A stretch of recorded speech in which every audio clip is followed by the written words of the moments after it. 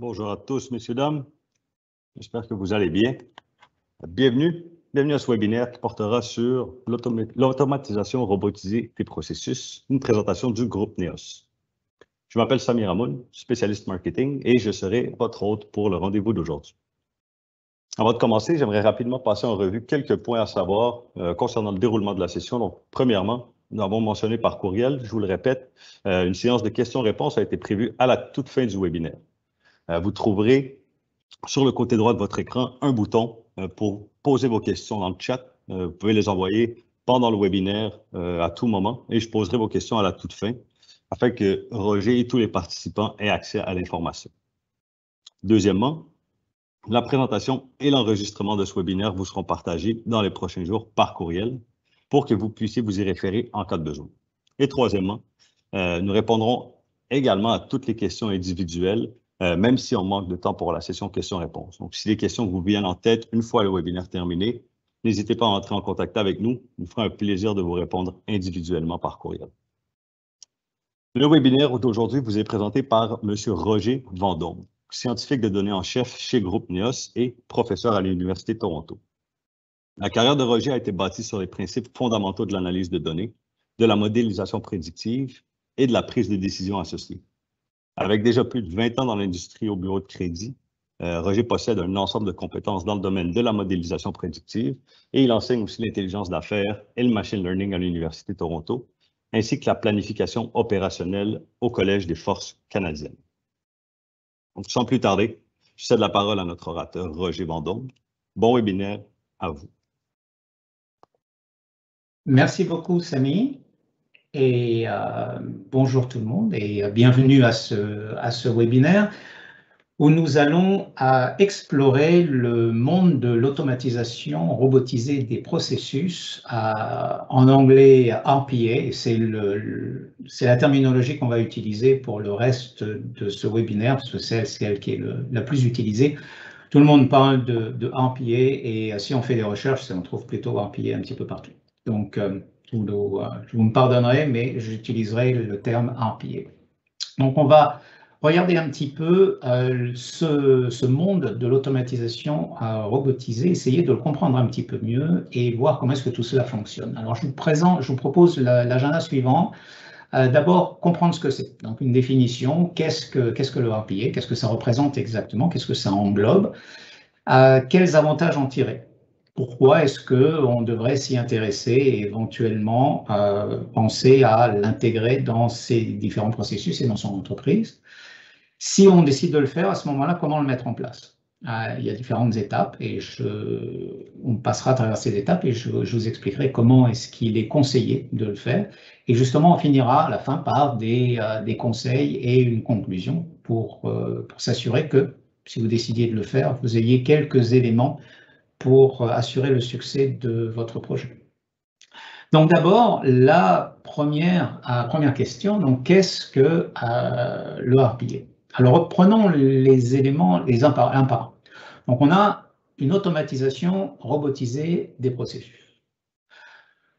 L'automatisation, c'est à l'exécution d'une tâche ou d'un processus sans intervention humaine. Le plus souvent, on va inclure et penser plutôt à l'exécution répétitive d'une tâche. Donc, quand on va automatiser une tâche, il y a quelque chose que normalement un être humain va exécuter. On va faire exécuter cette tâche par quelque chose d'autre, c'est-à-dire pas par un être humain, donc par une machine au sens large du terme, pas forcément une machine, pas obligatoirement une machine au sens physique, mais ça peut être une machine au sens digital. Mais on va se servir donc d'une machine pour exécuter une tâche à la place d'un être humain, et ce de façon répétitive. Robotiser, ça veut dire que c'est une entité programmée qui va exécuter cette tâche qui est normalement exécutée par un être humain. Alors quand on parle de robot, souvent, on a tendance à immédiatement s'imaginer un robot humanoïde. Ce n'est pas du tout ce dont on parle. Ça peut l'être, mais pas forcément. La plupart du temps, quand on va parler de robots dans le contexte RPA, on va plutôt parler de robots digital, c'est-à-dire en fait d'une succession de codes. Donc, c'est simplement du code qui donne des ordres à un ordinateur pour interagir dans son écosystème d'ordinateur ou dans son environnement extérieur par l'intermédiaire d'éléments physiques. C'est-à-dire qu'il n'est absolument pas impossible que l'ordinateur agisse sur le monde extérieur par allumer ou éteindre la lumière, mettre en marche une machine, mettre en œuvre un bras robotique ou quelque chose. Donc, on peut parfaitement utiliser cela pour agir sur le monde extérieur. Mais ce n'est pas obligatoire, on peut très bien avoir un robot qui va rester dans son écosystème digital au sein d'un ordinateur et qui va ne faire en fait que manipuler des fichiers à l'intérieur de son écosystème digital. Donc, c'est une définition très vaste. Il faut garder l'esprit ouvert et ne pas rester sur l'image du robot physique humanoïde. Et enfin, un processus qui est donc une séquence répétitive d'étapes. Le but étant d'avoir à la fin l'exécution d'une tâche globale ou d'une activité générale, donc dans un but bien particulier. Mais quand on parle de processus, on parle de séquence de tâches et on parle de séquences répétitives. Donc vous voyez que processus, on parle de séquences répétitives, on revient au concept de répétition de l'automatisation. Donc, automatisation et processus, on a ce concept de répétition et robotisé donc d'une machine qui va exécuter, d'une machine digitale qui va exécuter cet ensemble de tâches. Donc, vous voyez le but, le concept dans lequel on est. Le but étant, bien entendu, d'éviter à un être humain d'exécuter toutes ces tâches répétitives, et on va voir un petit peu plus tard pourquoi est-ce qu'on le fait, quel est le but de ça. Un autre élément de compréhension important est de faire la distinction entre les deux grandes catégories d'automatisation qui sont des automatisations simples et des automatisations complexes. Une automatisation simple, on ne se pose absolument aucune question, c'est-à-dire que l'automatisation obéit à des règles et des règles qui sont précises et immuables. Si c'est rouge, ça va à droite, si c'est vert, ça va à gauche. Je prends sur un fichier Excel la colonne B, je la copie et je la mets dans la colonne C, et c'est toujours la même chose. Il n'y a pas d'estimation, il n'y a pas d'incertitude. Donc ça, ce sont des automatisations simples. On sait exactement ce qui doit se passer et on répète toujours la même chose et il se passera toujours la même chose. On a des automatisations complexes. Ce qui fait la différence, c'est le terme même de complexe. Complexe, c'est lié à la notion d'incertitude. C'est-à-dire qu'il y a une question. Il y a une incertitude au milieu de l'automatisation, au milieu du processus. Il y a une incertitude qui demande à faire un choix ou à avoir une estimation. Quelque chose qui n'est pas certain et qui va être soumis à une probabilité. Et en fonction de cette probabilité, on va prendre la voie de gauche, la voie de droite, une certaine action va être définie, mais ça n'est pas quelque chose de certain. Il va falloir avoir une estimation de la situation. Et c'est dans ce contexte-là que l'on va avoir l'intervention de l'intelligence artificielle.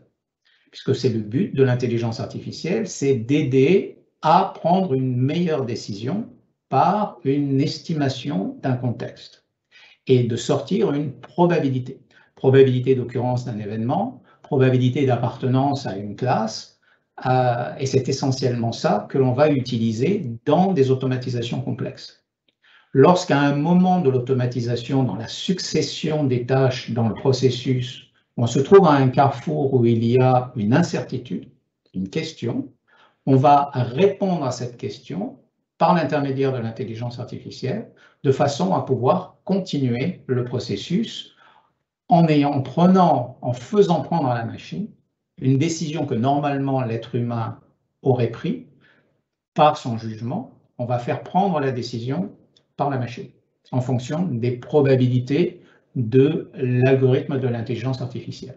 Donc c'est dans le contexte d'automatisation complexe que l'on va avoir la fusion, l'interaction entre l'automatisation et l'intelligence artificielle.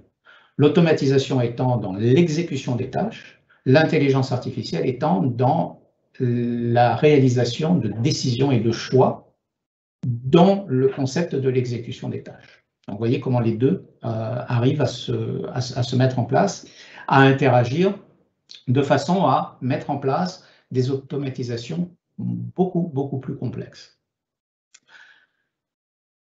Quels avantages en tirer? Pourquoi est-ce qu'on devrait penser très sérieusement au RPA, à l'automatisation des tâches? En fait, le but, bien entendu, c'est d'automatiser des tâches répétitives et très souvent, des tâches répétitives ont peu de valeur ajoutée. Il y a une quantité de désavantages à ça. Ça a un peu de valeur ajoutée, ça prend du temps. Si c'est fait par des humains, c'est souvent sujet à des erreurs. Quand on demande à une personne de faire la même tâche pendant 8 heures de façon répétitive, à la fin de la journée, elle va faire des erreurs. Elle est fatiguée, sa concentration commence à diminuer et il va y avoir des erreurs. En plus, dans un concept d'entreprise responsable, ce n'est pas forcément très valorisant de donner à un employé une tâche répétitive qui n'a pas de valeur ajoutée. Des personnes vont être très facilement et rapidement lassées par ces tâches. Il va falloir les changer assez souvent. Donc pour tout ça, le but est toujours d'optimiser. On veut optimiser ces processus pour arriver à un résultat positif en termes, très souvent, alors c'est pas uniquement, cette liste n'est pas exhaustive, mais très souvent, ce qu'on va vouloir faire, c'est optimiser en termes de temps. On va vouloir aller plus rapidement. C'est vrai qu'une machine va pouvoir exécuter des tâches et prendre des décisions beaucoup plus rapidement qu'un être humain. Simplement parce que l'électricité dans le calculateur va beaucoup plus vite que l'électricité à travers les neurones de notre cerveau. Donc ça va beaucoup plus vite dans l'exécution des tâches et dans la décision. Donc on peut gagner du temps. On peut également gagner en volume, ce qui est lié. C'est-à-dire que si on va plus vite, on va pouvoir exécuter plus de tâches. Donc on va pouvoir faire plus, on va pouvoir augmenter en volume. On peut également considérer qu'on va augmenter en termes de qualité. Qualité des produits, qualité de la tâche, qualité de l'exécution, du fruit de l'exécution. On va augmenter en qualité parce qu'il va y avoir cohérence dans l'exécution et dans la décision. Il va y avoir très peu de choix, il n'y a pas de fatigue. Donc, un robot peut travailler jour et nuit 24 heures sur 24, il n'est pas fatigué, il va augmenter le volume et augmenter la qualité. Maintenant, quand on augmente, on sait que lorsqu'on diminue le temps, très souvent on va diminuer la qualité. Si on va vite, en général, on va diminuer la qualité. Donc là, on peut éventuellement avoir des décisions à prendre en termes d'optimisation. Et là, ça fait partie de la stratégie de l'entreprise. Est-ce qu'on veut favoriser le temps et on va aller le plus rapidement possible, quitte à couper un petit peu les coins sur la qualité? Ou bien est-ce qu'on va vouloir augmenter la qualité, mais vraiment au maximum possible, quitte à aller légèrement moins vite? Ou bien est-ce qu'on va vouloir avoir l'optimisation entre les deux? C'est-à-dire que si on a les courbes de temps, c'est quand le temps augmente, la probabilité de défaut diminue, les courbes se croisent à un moment, et c'est au moment où les courbes se croisent, on va avoir l'optimisation des deux. C'est le meilleur compromis. Donc tout ça sont des choix stratégiques à faire par l'entreprise. Et il y a une chose qui est importante également, comme on le voit ici, ce sont les conditions de travail. C'est-à-dire que non seulement on va diminuer le temps d'exécution, augmenter le volume, mais on peut également considérablement augmenter la qualité des conditions de travail pour les êtres humains. C'est-à-dire que quand un être humain va être dans un environnement où les tâches répétitives sont robotisées, son environnement de travail va devenir beaucoup plus agréable. Il va pouvoir se concentrer sur des tâches qui sont à valeur ajoutée, ce qui va devenir beaucoup plus valorisant pour l'employé, pour les personnes qui travaillent dans l'entreprise. Donc on a une augmentation considérable de la qualité des conditions de travail. Tout ça, bien entendu, dans le but ultime qui doit être celui de toute entreprise, qui est d'augmenter les profits. Le but d'une entreprise, c'est de faire de l'argent, c'est de faire des profits. Je vous ramène à l'umlaut au livre de Gall, le but d'une entreprise, c'est de faire de l'argent et de faire des profits. Donc tout le reste, en fait, sont simplement des moyens. Il va falloir décider, est-ce que l'on veut augmenter les profits en gagnant du temps, en augmentant les volumes ou en augmentant la qualité, sur quoi est-ce qu'on veut jouer. Donc tout ça sont les décisions stratégiques qui devront être prises par l'entreprise. Mais voilà le but. L'objectif de la mise en place d'automatisation de processus, c'est au bout d'augmenter les profits par une optimisation en général des variables principales qui sont le temps, le volume et la qualité. On va pouvoir jouer là-dessus. Alors ce qui est intéressant, c'est que lorsque l'on réfléchit à ça, on se rend compte que là encore, on est très proche des concepts de l'intelligence artificielle, puisque on l'a vu avant, et pour ceux, j'ai vu quelques noms de personnes qui étaient à mes webinaires précédents, vous vous souviendrez qu'un des objectifs énoncés de l'intelligence artificielle, c'est de faire mieux, plus vite et moins cher. Donc on se retrouve dans le même contexte où on va vouloir augmenter la qualité, faire mieux, diminuer le temps, faire plus vite, et diminuer les coûts, et augmenter les volumes. Donc on est en parfaite cohérence de l'ensemble de ces projets, de la fusion entre le RPA, donc l'automatisation, et l'intelligence artificielle, le but étant l'optimisation finale de tous ces processus et de ces tâches. Voilà, donc j'espère que le contexte est clair. On va voir maintenant comment le mettre en place. Donc si à un moment on décide, on s'est dit, bon, dans mon contexte, en fait, j'ai un certain nombre de tâches répétitives, et ce serait bien de pouvoir les automatiser. Donc je vais décider, avec mes exécutifs, avec mon board, on va décider de mettre en place un certain nombre d'automatisations et de rentrer dans le concept RPA. Donc comment est-ce que ça va se mettre en place? C'est pas très très compliqué, il y a un certain nombre d'étapes, mais il faut bien passer ces étapes, elles sont importantes. La première, c'est la planification. Avant de se lancer, avant d'exécuter, il faut déjà bien y réfléchir et planifier son projet. Dans la planification, il va y avoir des choses très importantes à décider, en particulier au niveau stratégique, et qui sont le but, l'objectif. Quel est l'objectif? Quel est le but? Qu'est-ce que je veux atteindre? Un petit peu ce dont on a parlé au départ. Est-ce que je veux diminuer le temps d'exécution? Est-ce que je veux augmenter le volume? Où va être mon compromis? Quels sont mes choix stratégiques? Est-ce que je veux simplement augmenter la qualité de mon environnement de travail? Ou un petit peu de tout? Et où va se trouver le compromis entre les deux? Donc ça sont des éléments extrêmement importants. Quel va être, alors là, si on se place un petit peu plus dans le monde des mathématiques de l'intelligence artificielle, une question toujours à se poser, c'est quelle est ma fonction de coût? Ma fonction de coût, c'est quelle est ma fonction d'optimisation? Qu'est-ce que je veux optimiser? Quelle est la formule mathématique qui va me définir, me donner l'objectif que je veux atteindre en termes quantitatifs, qui va se traduire en bottom line par du profit, mais à travers une optimisation de temps, de qualité, de volume, etc. Donc ça est quelque chose qui doit être défini très précisément au départ. Si ce n'est pas défini très précisément au départ, le projet va patiner, on ne va pas savoir où aller, et de toute façon, c'est une question à laquelle il faudra répondre à un moment. Donc ça est très important d'y penser au départ. Bien réfléchir, bien planifier. Planifier aussi dans le temps, dans l'exécution, qui va s'en charger, qui va faire quoi, choisir les intervenants, les parties prenantes, etc. Ensuite viendra la phase de développement. Donc le développement va être essentiellement, la grosse partie va être de la réalisation de code. Je dis que le robot qui va exécuter est essentiellement un robot digital, c'est-à-dire qu'en fait c'est du code. Quel que soit le langage, quel que soit l'environnement, c'est essentiellement du code.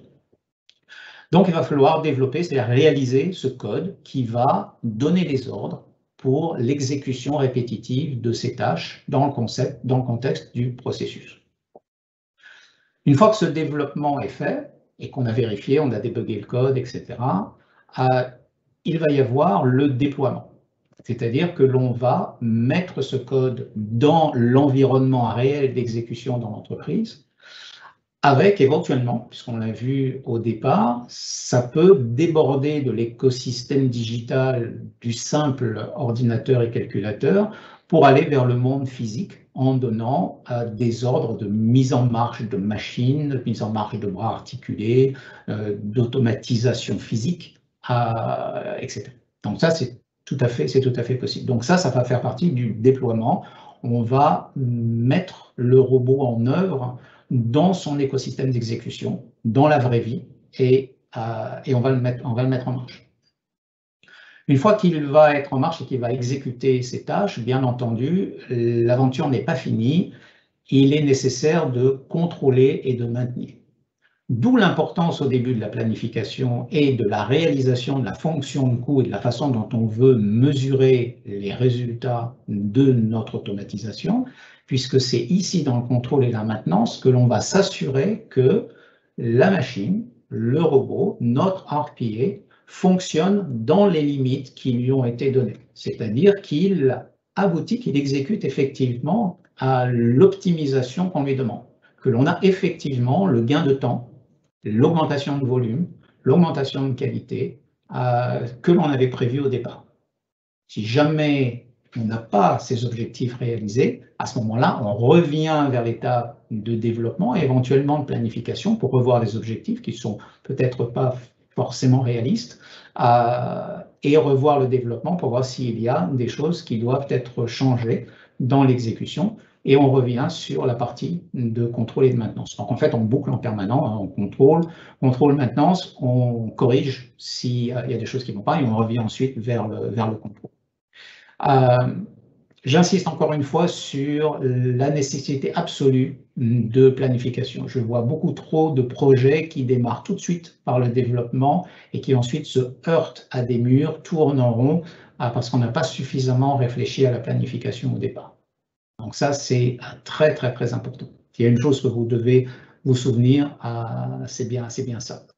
Alors, bien entendu, quels sont les outils pour ça? Vous allez me dire, mais oui, mais alors, c'est un robot digital, mais qu'est-ce qu'on utilise comme outil? Alors, aujourd'hui, il y a plusieurs outils qui existent.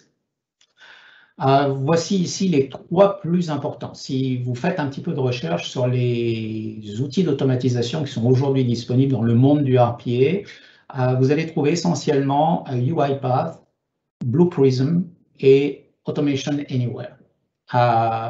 Ce sont les 3 que vous allez trouver le plus souvent. Ce sont en fait des plateformes, sont des plateformes logicielles qui peuvent être on-site ou sur le cloud, et qui vont vous aider à mettre en œuvre, à créer toutes ces différentes tâches qui vont être automatisées dans l'ensemble du processus, qui vont en fait créer le code. Le gros changement, la grosse évolution de ces plateformes, c'est qu'elles proposent la réalisation de ces robots digitaux sans code. C'est la grande mode du codeless, c'est-à-dire qu'on n'a pas besoin de coder. Et c'est vrai que ça peut être un peu frustrant ou rébarbatif au départ, ou intimidant de se dire, pour mettre en œuvre ce système-là, il faut absolument que je sache coder. Aujourd'hui, c'est plus un obstacle, c'est un plus, mais c'est plus un obstacle, parce que ces plateformes vous proposent de façon très interactive, en déplaçant des cubes et en les liant les uns aux autres, de façon visuelle et interactive, de créer votre processus, le code s'exécutant et se créant en fond de tableau sans que vous le voyez. Alors, ne pas oublier ce qui se faisait également avant, ça c'est ce qu'on a aujourd'hui. Mais en fait, le concept de RPA, qui a un nom aujourd'hui qui s'appelle RPA, n'est pas nouveau. On fait ça depuis très très longtemps et il ne faut pas oublier que les macros qu'on a sous Windows, c'est du RPA, c'est de l'automatisation. Et c'est de l'automatisation digitale et de robots. Et que tous les programmes que l'on a en général, on peut très bien créer de toutes pièces notre RPA sans l'utilisation des plateformes qui ajoute un élément de facilité et d'interaction, mais sans l'utilisation des plateformes, simplement en codant. Qui sait coder en VBA, en C++, en Python ou autre, peut tout à fait créer de toutes pièces. Alors c'est un peu plus long, c'est un peu plus difficile, il faut savoir coder, mais peut créer de toutes pièces son automatisation. Donc réalisez que c'est pas nouveau, on fait ça depuis longtemps. Si vous avez créé des macros sous Excel, et je suppose qu'on en a tous fait, quand à un moment on reçoit des feuilles Excel qui ne sont pas dans le format que l'on veut et qu'on veut intercaler des colonnes, changer une colonne d'un côté ou supprimer des lignes, on le fait une fois, on le fait deux fois, on le fait trois fois. Quand on se rend compte qu'on fait toujours la même chose, que l'autre administration de l'entreprise n'arrive pas à comprendre qu'on veut tel format et qu'il nous envoie toujours sous le format qu'on ne veut pas et qu'il faut qu'on change, on s'aperçoit que c'est quand même plus facile d'automatiser. Et là, on découvre les macros Excel. On ouvre l'enregistrement de la macro, on exécute les tâches de suppression de lignes, de changement de colonne, on termine l'enregistrement de la macro, on lui donne un nom et lorsque la feuille Excel arrive, on clique sur une touche et tout se fait automatiquement, c'est magique. Donc on a tous fait ça sur les macros d'Excel. Et bien, quand on fait une macro en Excel, on fait un RPA tout simplement. Alors, on fait une exécution simple sur un processus simple, c'est-à-dire que dans ce contexte-là, il n'y a pas d'incertitude, donc il n'y a pas la nécessité d'avoir l'intervention d'intelligence artificielle, mais c'est de l'automatisation de tâches, simple. Donc, ce type d'automatisation dans un environnement uniquement digital existe depuis que Microsoft existe, et puis simplement, et bien avant. Donc, on a toujours fait ce genre de choses, c'est pas nouveau. L'automatisation sans code, c'est ce que fait la macro. Vous n'êtes pas obligé de taper le code en VBA, en Visual Basic. Lorsque vous enregistrez la macro, si vous allez ensuite, par curiosité, voir la macro en elle-même, dans le contexte de Visual Basic, vous allez voir que le code a été écrit automatiquement. Donc, c'est exactement ce contexte-là, ce concept-là qu'utilisent aujourd'hui ces plateformes que sont UPath, Blue Prism et Automation Anywhere. C'est simplement que ces plateformes sortent aussi éventuellement du contexte uniquement Microsoft ou du contexte digital de l'ordinateur lui-même, puisqu'il y a la possibilité d'aller interagir à travers le web, sur le cloud, sur des choses beaucoup plus vastes et ouvre bien entendu un champ d'exécution et un horizon qui est beaucoup plus vaste. Mais le principe est le même. Donc il y a plusieurs, outre ces trois grands acteurs, il y en a plusieurs. Alors pour ça, on va regarder un petit peu ce que nous disent Forrester et Gartner, qui donnent toujours un petit peu une image des acteurs. Vous voyez qu'on retrouve les mêmes, hein, on retrouve UPath, Automation Anywhere. Ici, on retrouve les mêmes toujours sur les leaders. On voit Microsoft est toujours là. Hein. Microsoft est toujours présent dans les leaders de l'automatisation. Avec plusieurs d'autres acteurs, je vous laisserai le soin d'explorer cela un peu plus. Et chez Gartner, dans leur Magic Quadrant, un classique, on retrouve les mêmes. Blue Prism, Automation Anywhere et UPath. On voit Microsoft toujours ici. Et puis, les autres sont plutôt dans des niches, parce que bien entendu, ce sont ici des plateformes qui sont très généralistes. Il existe des plateformes qui sont beaucoup plus spécialisées, qui sont spécialisées dans le médical, qui sont spécialisées dans l'industrie, etc. Donc, certaines plateformes se sont vraiment spécialisées dans des niches. Et à ce moment-là, si vous faites partie de cette industrie, vous les verrez assez rapidement, elles viendront d'elles-mêmes. J'aimerais maintenant vous donner quelques exemples, parce que tout ça reste quand même très théorique. Vous donner quelques exemples et quelques cas concrets pour voir comment est-ce que tout ça, tout ce concept-là, ce concept assez théorique dont on a parlé, comment est-ce que ça peut se mettre, ça peut s'exécuter, se mettre en musique dans le monde réel de l'entreprise. Alors j'ai parlé tout à l'heure du formatage de feuilles Excel. Ça peut se faire, bien entendu, c'est du RPA. C'est un exemple, c'est l'exemple le plus simple que l'on peut avoir de l'exécution de RPA. Alors bien entendu, on peut penser à des choses qui sont assez simples, comme simplement le formatage d'une feuille Excel. Mais je vais vous raconter une petite anecdote, une expérience que j'ai vécue il y a longtemps, il y a plus de 15 ans, 15-18 ans à peu près. J'étais à Toronto, j'étais arrivé depuis pas très très longtemps et à l'époque je travaillais pour Dun & Bradstreet. Comme le disait Samy dans mon introduction, je travaillais pendant 20 ans dans les bureaux de crédit, donc Dun & Bradstreet et Equifax, dans la réalisation de modèles mathématiques de prédiction de comportement d'entreprise, des scores d'entreprise. Et on avait un client, un très gros transporteur canadien, qui n'avait plus le temps d'utiliser les rapports de Dun & Bradstreet. Et il nous disait, voilà, j'ai perdu 2 personnes dans mon équipe et j'ai plus le temps d'utiliser les rapports. Bon. Donc, je commençais à poser des questions, à savoir, mais qu'est-ce qui prend énormément de temps? Est-ce qu'on a la possibilité de vous aider à gagner du temps, de façon à ce que vous puissiez rester un client?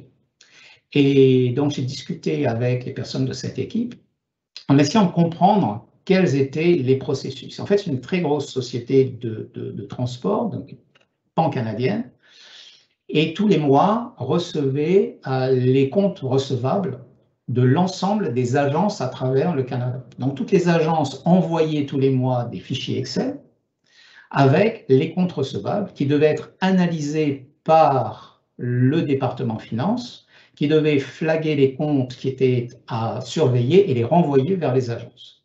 Et là, la personne me dit, je dis, vous recevez tous ces fichiers Excel, qu'est-ce que vous faites? Et là, cette personne me dit, je les imprime. Donc là, j'ai tout de suite compris qu'on avait gagné déjà parce qu'on allait pouvoir faire quelque chose.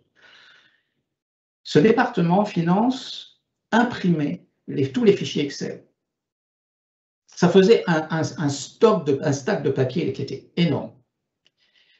Et cette personne qui dirigeait le département finance allait s'isoler chez elle pendant 3 jours pour manuellement passer à travers chaque ligne avec une règle. Elle m'a montré sa règle en bois. Passer à travers chaque ligne et par un processus mental qui est uniquement dans sa tête de calcul de ratio au niveau des chiffres des comptes recevables, avec un crayon flaguer les comptes qui étaient à surveiller. Faisait ça sur l'ensemble des clients, sur tous ces papiers Excel. OK? J'ai dit, après, une fois que c'est fait, qu'est-ce que vous faites? Je les donne à mon assistante qui re-rentre ça dans une feuille Excel. Je ne mens pas, hein, sûr. On rentrait du papier, donc on passait d'Excel à papier, et du papier de nouveau dans Excel. Et une fois que c'était fait dans Excel, on séparait ça au niveau des différents comptes des différentes agences, et c'était renvoyé ensuite dans les agences. Donc, qu'est-ce que j'ai fait? J'ai pris mon petit clavier, j'ai commencé à coder en VBA, en Visual Basic, dans l'environnement Excel, tout simple, en disant, voilà, lorsque les fichiers reviennent, on va les chercher là où ils sont sur le disque dur, on va leur donner à chaque fois le même nom, on prend les fichiers, on les concatène, on fait un grand fichier général, et là on va appliquer des règles. Alors là où on n'était pas encore dans l'intelligence artificielle, mais il a fallu demander à cette personne de mettre en œuvre, d'exprimer les règles qui étaient exécutées dans son cerveau pour définir si le compte était à flaguer ou pas, était à surveiller ou pas. Donc il y avait tout un calcul de ratio qui se faisait, pas forcément consciemment, et qu'il a fallu donc rendre conscient, matérialiser, quantifier avec des seuils de décision que l'on a pu à ce moment-là programmer. L'ensemble des comptes passaient à travers ce programme, les flags se faisaient automatiquement, les fichiers pour chaque agence à travers le Canada étaient recréés. À travers Excel, par le code VBA, on allait chercher Outlook, ouvre Outlook, créer un email, mettre un petit texte formaté, mettre la pièce jointe à l'adresse des chefs d'agence et envoyer dans les chefs d'agence. Et fermeture. Voilà un RPA simple. Ce qui lui prenait 5 jours de travail était exécuté en 40 secondes. Donc voilà un exemple classique, il y a très longtemps, il y a plus de 15 ans, de gain de temps, gain de volume, à augmentation de la qualité de travail, à tous ces objectifs-là, simplement avec du code en VBA. Alors bien entendu, aujourd'hui, on va sur des choses qui sont beaucoup plus complexes. Ici, je vous donne l'exemple, par exemple, du contrôle de qualité. On peut avoir un système en RPA qui va contrôler la qualité, par exemple, d'objets qui arrivent en fin de chaîne de manufacture. Aujourd'hui, qu'est-ce qu'on devrait faire? C'est que c'est un être humain qui, lorsque ça arrive en fin de chaîne, va regarder, va prendre l'objet, va l'inspecter, va regarder et voir s'il y a des défauts. Là aussi, ça prend du temps, on ne peut pas tout regarder, etc. Donc, ce qu'on va pouvoir faire, on va pouvoir avoir un système physique qui va prendre des photos des objets lorsqu'ils arrivent en fin de chaîne de fabrication. On va entraîner un algorithme en intelligence artificielle qui est spécialisé dans la lecture et l'analyse d'images. On va lui donner les images de produits parfaits. On va lui donner des images de produits défectueux. On va les étiqueter. Ça, c'est bon. Ça, c'est défectueux. L'algorithme va apprendre à faire la différence entre les deux.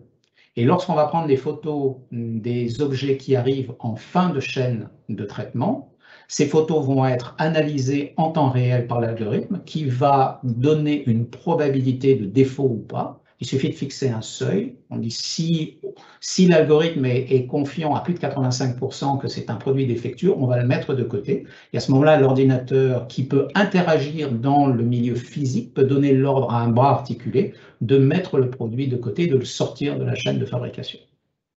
Donc là, on est sur un processus automatisé également, qui est celui de l'analyse de défauts avec un système de décision qui est l'estimation des défauts et la mise de côté. On n'a plus d'intervention humaine et c'est un processus répétitif, on est en plein RPA.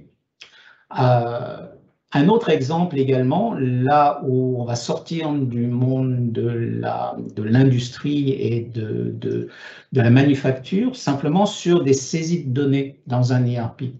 Je crois qu'on ne peut pas avoir d'exemple plus flagrant que à la réception de documents, que ce soit des commandes, des factures ou autres, et qui doivent être rentrées dans une plateforme de gestion comme un CRM, un ERP, etc. Donc on a ces documents qui arrivent. Que ce soit des documents papier ou des documents digitaux, il va falloir que ce soit un être humain qui les regarde sur du papier ou qui les regarde sur l'écran, et qui rentre manuellement à travers un clavier les informations dans la plateforme de gestion. Ça, c'est un problème qu'on a essayé de régler depuis très longtemps. Le problème, c'était à chaque fois de savoir où est l'information, où est la date du document, où est le code, où est l'information que je veux mettre dans la plateforme de gestion, dans l'ERP ou dans le CRM, où elle se trouve sur le document. Pour régler ce problème-là, on a créé au départ des formats, des templates. Donc on crée un format, on disait voilà, pour ce type de document-là qui nous vient de tel fournisseur ou de tel client, je sais que le numéro du document, il est toujours là, la date, elle est toujours là. Donc, je peux programmer le système, la machine, le robot, en disant, tu vas chercher la date là, parce qu'elle est toujours là. Et si elle change, qu'est-ce qu'on fait? L'être humain, lui, peut décider, il sait où est la date, il regarde le document, il sait où elle est. Le robot, si on lui dit que la date est là et que tout à coup, elle n'y est plus, il est perdu. Il ne sait pas où la trouver, parce qu'il ne sait pas ce que c'est que la date. Donc, c'est là où l'intelligence artificielle a fait son entrée, parce que l'intelligence artificielle qui va répondre justement aux questions de choix, de décision et d'assessment de situations complexes, va pouvoir, par l'intermédiaire d'apprentissage, identifier où se trouve la date par identification de phénomènes ou de patterns, de motifs répétitifs, qui est le mot date. Il va pouvoir lire le mot date, et il sait qu'à chaque fois qu'il y a le mot date, la date elle est soit à droite, soit en bas, et il va la trouver. Et là, tout à coup, on se libère de la nécessité de formatage. Donc, on peut avoir un système dans un contexte total RPA qui va recevoir des documents, par exemple, par email. Donc, je reçois de la part d'un client ou d'un fournisseur, je reçois un document, que ce soit une commande, une facture ou quelque chose, je reçois ce document-là par email. La pièce jointe de l'email est envoyée directement sur une chaîne de traitement qui va passer à travers un OCR, reconnaissance de texte, passer à travers un algorithme d'intelligence qui va reconnaître où sont les différents éléments que je veux chercher dans ce document, extraire ces éléments-là, les formater dans un fichier XML ou JSON, envoyer par l'intermédiaire d'un API, envoyer le fichier directement vers le CRM et l'ERP, qui va reconnaître ces informations-là qui sont étiquetées et les mettre directement là où elles doivent se mettre. Ça veut dire qu'entre l'envoi de l'email avec la pièce jointe et l'entrée et la saisie de toutes les informations pertinentes dans la plateforme de gestion, il n'y a eu aucune intervention humaine. Et c'est toujours la même chose qui se fait et c'est répétitif. Et on peut donc augmenter la qualité, augmenter le temps, augmenter le volume et augmenter les qualités de conditions de travail. On revient sur ces concepts-là. Pareil aussi, dernier exemple, on a encore un petit peu de temps, sur les classifications de documents. J'ai travaillé avec des entreprises qui sont spécialisées dans la digitalisation des documents. Donc, leur travail, c'est simplement de scanner des documents de manière industrielle. Et ces documents-là, ensuite, il faut les classer. Il faut leur donner une étiquette. Une fois que ces documents sont scannés, pour chaque client bien particulier, il faut dire ce document-là, ça c'est un email, ça c'est une facture, ça c'est un rapport d'expert, ça c'est un contrat, etc. Jusqu'à maintenant, cette classification de documents était faite par des êtres humains. Je les ai vus travailler, je suis allé dans ces entreprises où vous avez des rangées de cubicules, où des personnes pendant 8 heures toute la journée voient passer des documents et en moyenne ont entre 3 et 5 secondes pour prendre une décision de savoir quel type de document c'est, cliquer sur une étiquette et passer au document suivant. En termes de valeur ajoutée et de conditions de travail, c'est pas terrible. Bien entendu, ils font des erreurs au bout de journée. Donc, comme c'est une entreprise qui se vante d'avoir 0 défaut, pour éviter les erreurs, les documents repassent une deuxième fois sur une deuxième chaîne avec une autre personne qui va refaire exactement le même travail, pour simplement vérifier qu'il n'y a pas eu d'erreur. Donc là, effectivement, on augmente la qualité, mais ça prend 2 fois plus de temps. Donc, qu'est-ce qu'on a fait? Eh bien, on a simplement, encore une fois, un peu comme on le citait précédemment, entraîné un algorithme de reconnaissance d'image à étiqueter les documents et à reconnaître, à faire la différence entre une facture, un rapport d'expert, un email, etc. Et à mettre automatiquement les étiquettes.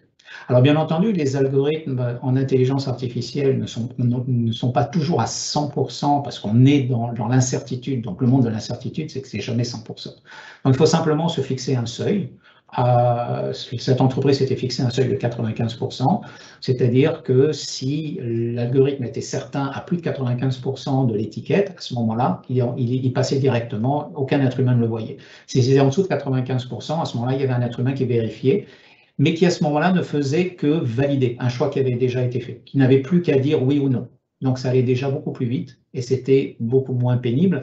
Et l'algorithme fonctionnait tellement bien qu'il n'y avait même pas 20% des documents qui passaient en traitement humain et plus de 80% des documents qui passaient en automatique. Donc voilà un autre exemple de RPA qui est donc encore un processus répétitif qui est automatisé. Il n'y a plus d'intervention humaine. On a un objectif bien précis qui est rempli. On a considérablement diminué le temps d'exécution, considérablement augmenté le volume, considérablement augmenté la qualité, ainsi que la qualité de l'ambiance de travail. Donc voilà quelques exemples. Il y en a une quantité. Il y en a une quantité d'autres. C'est vraiment un domaine très très vaste. Je voulais simplement vous donner quelques exemples qui vont cristalliser un petit peu votre compréhension de ce qu'est un RPA. Je voulais conclure simplement en vous donnant ou en réitérant quelques conseils. D'abord, gardez en tête que oui, on parle récemment de RPA, on a mis une étiquette dessus, il y a du buzz autour, mais ce n'est pas quelque chose de nouveau. On l'a simplement amélioré. Simplement, on a des plateformes qui permettent de le faire aujourd'hui de façon beaucoup plus puissante et beaucoup plus facile, sans code. Et c'est un concept qui n'est pas nouveau. De tout temps, on a essayé d'automatiser les processus. Il est possible de commencer très simple. C'est-à-dire qu'un système de RPA n'est pas forcément complexe. Souvenez-vous, un système complexe, on va avoir l'intervention d'intelligence artificielle qui va rendre les choses un petit peu plus difficiles à mettre en œuvre et peut-être un peu intimidant. Ça n'est pas une obligation. Vous pouvez avoir très bien un RPA qui ne gère pas des éléments complexes, c'est-à-dire qui ne gère pas de l'incertitude, où ce sont des tâches très précises, toujours les mêmes, qui sont toujours répétées, sans qu'il y ait de choix à faire, et sans qu'il y ait d'estimation à faire. Donc ça peut très bien commencer comme ça. Il y a des choses qui se font très facilement.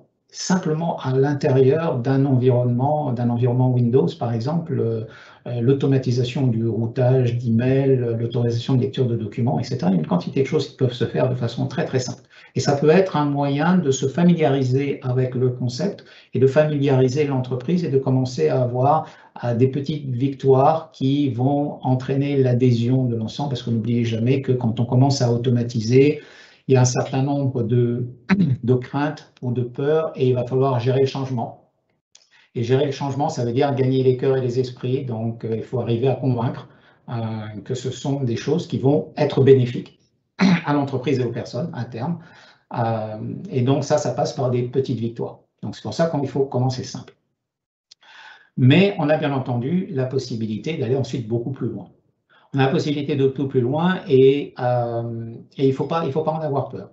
Ça peut être un peu impressionnant au départ, mais l'intégration de l'intelligence artificielle dans les RPA, c'est un mariage évident. À un moment où on y arrive, ça devient un peu plus complexe, mais c'est tout à fait faisable et ça devient très intéressant à ce moment-là. N'hésitez pas à prendre conseil. Surtout, comme je le disais au départ, ne sautez pas l'étape de planification au départ. Je le répète beaucoup parce que je vois ça trop souvent. Et à chaque fois, on trouve la même chose, à chaque fois, ça pose un problème. Si on n'a pas réfléchi au départ, et bien réfléchi, et bien écrit, ce n'est pas une question simplement de réfléchir, de bien écrire et de formaliser quels sont les objectifs, qu'est-ce que l'on veut atteindre, est extrêmement important. Si on ne fait pas ça, on va vers des problèmes. Et donc ça, bien entendu, définir très précisément les objectifs. C'est vraiment ce qu'il y a de plus important au départ. Si les objectifs sont bien définis, si on est bien conscient de ce que l'on veut faire, que c'est bien mesuré, après, c'est juste une question d'exécution. Après, ça roule. Vous trouverez toujours ensuite les experts, les techniciens pour pouvoir réaliser le code, réaliser les algorithmes, faire l'implémentation, le mettre dans un contexte informatique, lier ça sur le cloud avec des API, etc. Après, c'est simplement, c'est de la plomberie, ça se fait facilement. La stratégie au départ, c'est pas de la plomberie et c'est hyper important. Vraiment savoir quels sont vos objectifs stratégiques, qu'est-ce que vous voulez atteindre. Et après, le reste, ça va se faire tout seul. Presque. Voilà. Voilà, donc voilà le plus important de ce que j'avais à vous dire sur le RPA. J'espère que c'était relativement clair et que ça vous a donné un petit peu le goût d'explorer et de voir un petit peu plus avant ce que c'est. Et je pense que nous avons maintenant une période de questions. S'il y en a, Samy, à toi. Absolument. Merci beaucoup, Roger. Première des choses, merci pour cette grande quantité d'informations et de contenu super pertinent. Comme Roger l'a mentionné, c'est l'heure de la période de questions. Je vous rappelle que pour procéder, il n'y a qu'à cliquer sur les bulles à droite de votre écran pour écrire vos questions dans le chat. On en a déjà une qui est rentrée. En fait, je lis la question comme suit. Je suis tout mêlé entre RPA, intelligence artificielle, machine learning, deep learning, etc. C'est quoi les différences entre le RPA, le IA, le ML et le deep learning? Bonne question, effectivement, je vois ça assez souvent. On a tendance à mélanger un petit peu l'ensemble. Donc déjà, vous l'avez probablement compris de la présentation que je viens de faire, RPA et intelligence artificielle sont complémentaires. C'est-à-dire qu'on peut avoir une automatisation sans intelligence artificielle, ce sont les automatisations simples, c'est-à-dire que les décisions qui doivent être prises dans l'automatisation sont des décisions simples parce que ce sont toujours les mêmes. Il n'y a pas d'estimation et d'incertitude. S'il y a de l'incertitude, à ce moment-là, on fait intervenir l'intelligence artificielle. Le but de l'automatisation, c'est d'exécuter des tâches. Le but de l'intelligence artificielle, c'est de prendre une décision dans un monde d'incertitude. Donc, d'avoir à la fin une estimation sous forme de probabilité. Donc, si dans la chaîne de mon automatisation, il y a une étape qui demande à prendre une décision incertaine, qui demande une estimation de situation, je vais faire intervenir l'intelligence artificielle. Maintenant, dans l'intelligence artificielle, on parle essentiellement, enfin assez souvent, de ML, de machine learning. Ça fait partie de l'intelligence artificielle. La prise de décision à l'intérieur de l'intelligence artificielle se fait par l'intermédiaire de modèles mathématiques qui sont des modèles prédictifs. Donc un modèle prédictif va prédire la probabilité d'occurrence d'un événement ou de l'appartenance à une classe par l'analyse d'événements passés et va trouver des corrélations entre ce qui s'est passé dans le passé et ce qu'on observe dans le présent. Et va utiliser ces corrélations pour essayer de prédire l'avenir ou de sortir une probabilité. Ces corrélations-là, et ça, on fait ça depuis très très longtemps. Et donc, on a un algorithme qui est en fait une équation mathématique qui est fixe. Ces corrélations vont évoluer dans le temps, parce que l'univers évolue. Donc, les relations entre des événements passés et des événements présents vont peut-être évoluer, être un petit peu différentes de la relation entre l'événement présent et l'événement futur. Si cette évolution est trop importante, mon modèle ne va plus prédire suffisamment bien. Il va perdre de sa capacité de prédiction, donc il va falloir refaire un modèle en fonction de l'évolution de l'univers. Le machine learning ou l'apprentissage automatique est un système qui a été trouvé relativement récemment, il y a une dizaine d'années, qui permet à ces modèles de prédiction de s'adapter en permanence à l'évolution de l'environnement. Donc on n'a plus à refaire de nouveaux modèles en reprenant une base de données, en refaisant un modèle. Les modèles s'adaptent en permanence. Alors pour caricaturer, un modèle, ça a des paramètres. On crée un modèle au-dessus du modèle qui va modéliser les paramètres. Et c'est pour ça qu'en machine learning, on parle d'hyperparamètres. Donc on a un modèle avec des hyperparamètres qui va modéliser les paramètres du modèle et faire en sorte que ces paramètres changent au fur et à mesure du changement de l'environnement. C'est-à-dire que dès qu'on a de nouvelles données qui arrivent, l'équation change et s'adapte en permanence. C'est pour ça qu'on appelle machine learning, c'est qu'elle s'adapte en permanence. Donc on n'a plus à refaire les modèles. Et enfin, le deep learning, c'est tout simplement l'utilisation, dans ce contexte de modélisation prédictive, l'utilisation de réseaux de neurones à plusieurs couches. Alors, on ne va pas rentrer dans le détail technique, mais un réseau de neurones, c'est donc une succession de nodes de neurones qui sont reliés les uns aux autres et qui sont articulés, disposés en couches. Donc, il y a des couches qui sont en connexion les unes avec les autres. L'information rentre dans la première couche et elle va être transformée de couche en couche pour arriver au bout à un résultat final qui est encore une fois une probabilité. Probabilité d'occurrence d'un événement, probabilité d'appartenance à une classe. En général, les réseaux de neurones sont spécialisés dans la classification et vont donner la probabilité d'appartenance à une classe. Un réseau de neurones, le plus simple, le perceptron, avait simplement une couche. Enfin deux couches en fait, une couche d'entrée, une couche de sortie. Ensuite, on a commencé à ajouter des couches au milieu qu'on appelait des couches cachées. Plus on met de couches cachées, plus le système est complexe et difficile à gérer. Et on a estimé que cette couche, à partir de cette couche, ça commence à devenir très très difficile. Et donc, alors ça, il y a un débat là-dessus. Il y en a qui disent 7, il y en a qui disent 8, il y en a qui disent en fait on n'a pas vraiment de nombre, c'est simplement quand il y a plusieurs couches, ça devient un réseau de neurones profond, parce qu'il y a plusieurs couches. Voilà, donc profond, on a parlé d'apprentissage profond, quand il y a plusieurs couches. Alors je vous parle de 7, c'est vrai qu'à un moment on disait 7, maintenant il faut savoir que les réseaux de neurones complexes ont plusieurs centaines de couches. Là, ça devient d'une complexité absolument effarante. Donc voilà en gros la différence. Pour résumer, RPA, c'est de l'automatisation. Donc ça exécute des tâches. Intelligence artificielle, ça prend des décisions dans l'incertitude et ça donc peut aider dans l'exécution des tâches du RPA à prendre des décisions quand c'est incertain. Donc les deux sont complémentaires. Dans l'intelligence artificielle, il y a le machine learning qui est une forme de modélisation prédictive qui s'adapte en permanence au contexte, donc que l'on n'a pas à refaire en permanence. Et le machine learning, c'est de la modélisation prédictive qui utilise des réseaux de neurones qui ont un nombre important de couches cachées. Voilà, en essayant de faire simple. J'espère que ça répond à la question. Merci Roger. Merci pour les explications. On a une deuxième question ici. personne voulait savoir qu'est-ce qui fait en sorte qu'un projet RPA est un succès ou un échec, c'est-à-dire les facteurs de réussite, en fait. Les facteurs de succès, oui.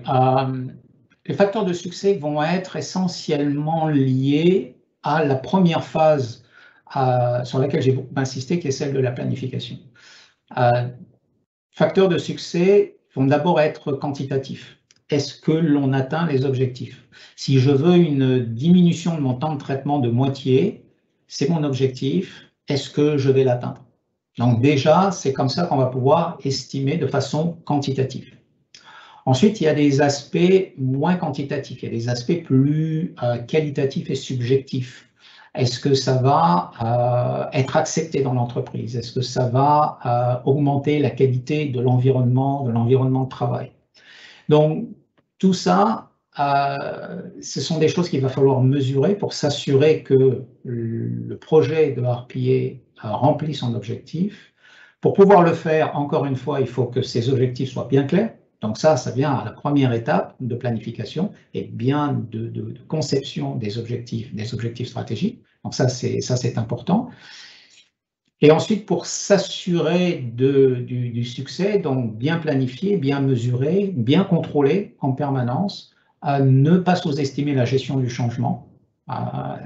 Il est possible que certaines personnes, quand on commence à parler d'automatisation, se sentent menacées, sentent leur travail menacé. Donc, il faut bien faire comprendre que le but n'est pas de remplacer une personne, le but est de permettre à une personne de faire un meilleur travail, de concentrer son savoir juste sur les tâches qui méritent qu'on y passe du temps. Les tâches évidentes, c'est pas la peine de perdre du temps. Si on peut les automatiser, c'est pas la peine de perdre du temps. C'est dommage de gaspiller la capacité intellectuelle d'un être humain sur quelque chose qu'une machine peut faire parce que c'est trivial, peut très bien faire autre chose de beaucoup plus valorisant à ce moment-là. Donc il faut trouver le biais pour rassurer les gens. Donc voilà quelques conseils. Pour éviter les embûches que vous pourrez éventuellement trouver, c'est ça. Donc ça peut être une forme de refus à l'intérieur de l'entreprise. Le manque de planification, vouloir aller trop vite, vouloir tout faire tout seul, ça peut générer effectivement un certain nombre de problèmes. Voir trop grand, trop vite. Si vous n'avez jamais réalisé ce genre de projet, il faut y aller doucement sur des projets plus humbles au départ. Voilà, c'est ce qui me vient en tête en ce moment. Puis on arrive juste à la fin. Donc Samy, je te laisse la conclusion. Super, merci Roger. En effet, on arrive à la fin. Merci à toutes et à tous de vous être joints à nous aujourd'hui. Encore une fois, un grand merci à Roger d'avoir répondu à toutes les questions, d'avoir élaboré le webinaire également, qui était très riche en contenu. Donc, bonne continuation à vous, messieurs, dames. Merci d'avoir participé. Si vous avez besoin d'accompagnement dans vos projets data ou que vous avez des questions sur le contenu présenté aujourd'hui, n'hésitez pas à entrer en contact avec nous. Le courriel va se trouver dans la dernière diapo. Donc, passez une excellente fin de journée et à la prochaine. Et voilà. Merci beaucoup, Samy, et merci à tous. Bonne fin de journée.